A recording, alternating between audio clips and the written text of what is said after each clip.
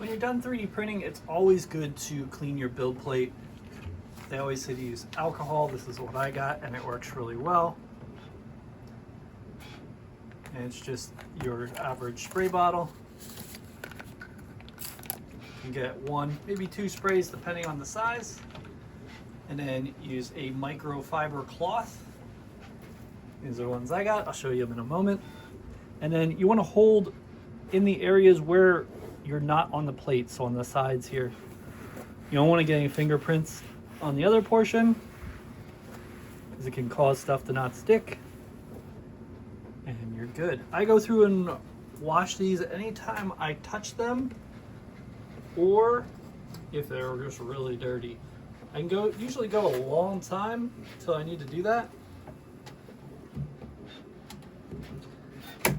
Here we go.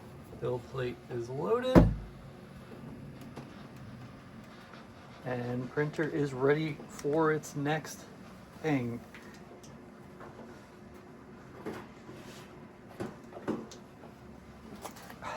I got these microfiber cloths, and they're pretty long. I 3D printed this case as well, so it's nice to go through and do that. So it's kind of like a tissue box, and these work really well, and they're nice and big. So you can use them for multiple things. They're also washable, which is really awesome.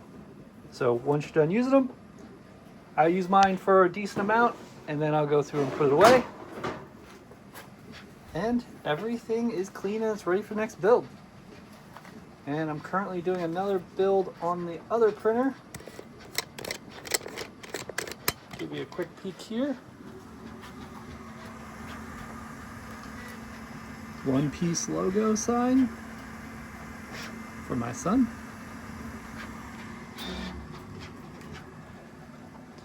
But yeah, that's the setup.